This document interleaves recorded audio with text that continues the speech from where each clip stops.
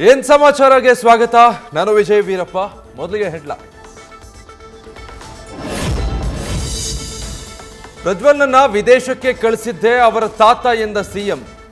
ಸಿದ್ದರಾಮಯ್ಯ ಮಾತಿಗೆ ಮಾಜಿ ಸಿಎಂ ಕುಮಾರಸ್ವಾಮಿ ಕಿಡಿ. ನಿಮ್ಮ ಪುತ್ರನನ್ನ ಅಮಲಿನ ಪಾರ್ಟಿಗೆ ಕಳುಹಿಸಿ ಸಾವಿಗೆ ನೀವೇ ಕಾರಣ ಅಂದ್ರೆ ಹೇಗಾಗಬೇಡ ಅಂತ ಎಚ್ಡಿಕೆ ವಾಗ್ದಾಳಿ.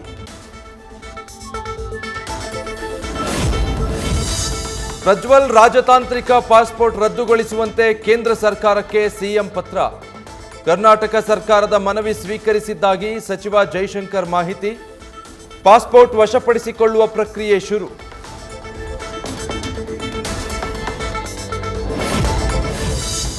ರಾಜ್ಯದ ಹಲವೆಡೆ ಮುಂದುವರಿದ ವರುಣನ ಅಬ್ಬರ. ಸಾವು ನೋವಿಗೂ ಕಾರಣವಾಗ್ತಾ ಇದೆ ಮಳೆಯ ಅವಾಂತರ. ರಾಜಧಾನಿಯಲ್ಲೂ ತಂಪೆರೆದ ಮೇಘರಾಜನ ಆಗಮನ.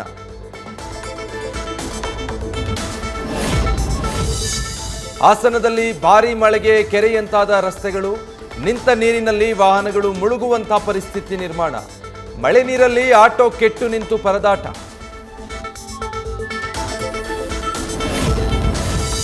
ಉಡುಪಿಯಲ್ಲಿ ಮಳೆಯ ಅಬ್ಬರ ಜೋರು. ಬೈಂದೂರು ತಾಲೂಕಿನ ಹಲವೆಡೆ ಗಾಳಿ ಮಳೆಗೆ ಸಮಸ್ಯೆ ಸೃಷ್ಟಿ. ಸಿಡಿಲು ಹೊಡೆದ ಪರಿಣಾಮ ಓರ್ವ ವಿದ್ಯಾರ್ಥಿ ಸಾವು. ತುಮಕೂರಲ್ಲಿ ಅಬ್ಬರಿಸ್ತಾ ಇದ್ದಾನೆ ವರುಣ. ಮಳೆ ಜೊತೆಗೆ ಸಾಂಕ್ರಾಮಿಕ ರೋಗಗಳ ಭೀತಿ. 5 ತಿಂಗಳಲ್ಲಿ ಡೆಂಗಿ 123 ಪ್ರಕರಣಗಳು ಪತ್ತೆ. ಮಲೇರಿಯಾ ಚಿಕನ್ ಗುನಿಯಾ ಕೂಡ ಹೆಚ್ಚಳ. ಜನರಲ್ಲಿ ಆತಂಕ.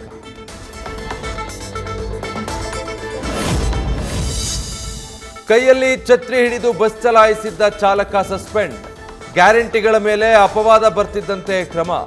ಚಾಲಕ ಹನುಮಂತಪ್ಪ ಕಿಲ್ಲೆದಾರ, ನಿರ್ವಾಹಕಿ ಅನಿತಾ ಅಮಾನತು. ಬಂಗಾಳ ಕೊಲ್ಲಿಯತ್ತ ರಿಮಲ್ ಚಂಡಮಾರುತ. ಮುಂದಿನ 5 ದಿನ ಸುರಿಯಲಿದೆ ವರುಣನ ಮಳೆ. ಸಮುದ್ರಕ್ಕೆ ಇಳಿಯದಂತೆ ಮುನ್ನೆಚ್ಚರಿಕೆ.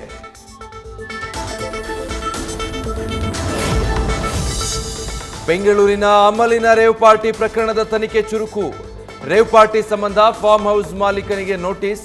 ಇಂದು ವಿಚಾರಣೆಗೆ ಹಾಜರಾಗ್ತಾರಾ ಗೋಪಾಲ್ ರೆಡ್ಡಿ.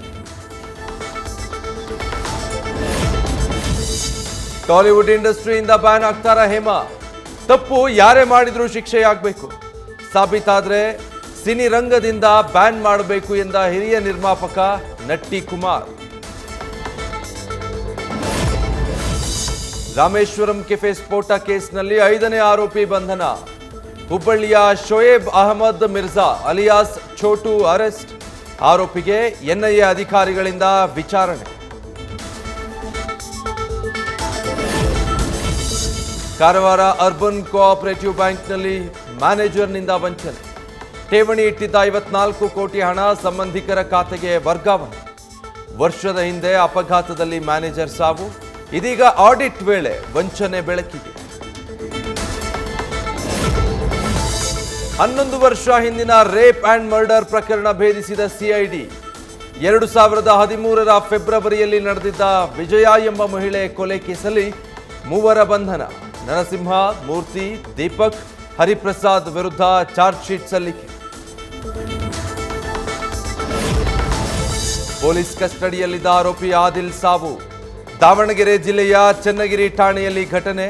ಸಾವಿಗೆ ಪೊಲೀಸರೇ ಕಾರಣ ಅಂತ ಕುಟುಂಬ ಆಕ್ರೋಶ. ಲಾಕಪ್ ಡೆತ್ ಆರೋಪ. ಕಲುಷಿತ ನೀರು ಸೇವನೆ ಪ್ರಕರಣದಲ್ಲಿ ನಿರ್ಲಕ್ಷ್ಯ ವಹಿಸಿದವರ ಮೇಲೆ ಕ್ರಮ. ಬೋಗಾದಿ ಪಟ್ಟಣ ಪಂಚಾಯಿತಿ ಮುಖ್ಯ ಆಡಳಿತಾಧಿಕಾರಿ ಸೇರಿ 3 ಸಸ್ಪೆಂಡ್. ಸಿಎಂ ಸಿದ್ದರಾಮಯ್ಯರಿಂದ ಅಮಾನತು ಆದೇಶ. ಲೋಕಸಭಾ ಚುನಾವಣೆಯ 6ನೇ ಹಂತದ ಎಲೆಕ್ಷನ್. 58 ಕ್ಷೇತ್ರಗಳಲ್ಲಿ ಮತದಾರರಿಂದ ಹಕ್ಕು ಚಲಾವಣೆ. ಅದೃಷ್ಟ ಪರೀಕ್ಷೆಗಿಳಿದ 889 ಅಭ್ಯರ್ಥಿಗಳು.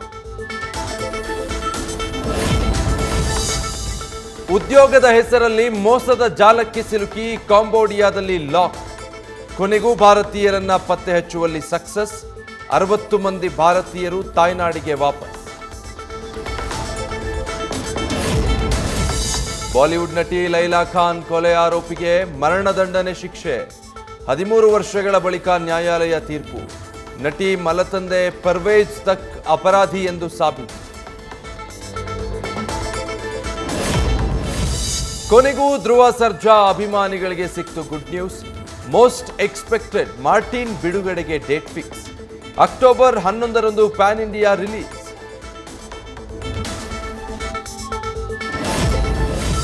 ಗೌರಿ ಸಿನಿಮಾದ ಸಾಂಗ್ ರಿಲೀಸ್ ಕಾರ್ಯಕ್ರಮದಲ್ಲಿ ಕ್ರಿಕೆಟ್ ಆಟಗಾರ್ತಿ ಶ್ರೇಯಾಂಕಾ ಪಾಟೀಲ್ ಭಾಗಿ. ಸಿನಿಮಾ ನಟಿಯರನ್ನು ಮೀರಿಸುವಂತೆ ಡ್ಯಾನ್ಸ್ ಮಾಡಿದ ರಾಯಲ್ ಲೇಡಿ. ಅಲ್ಲೂ ಮೊಳಗಿದ್ದ ಆರ್ಸಿಬಿ ಅನ್ನೋ ಘೋಷ.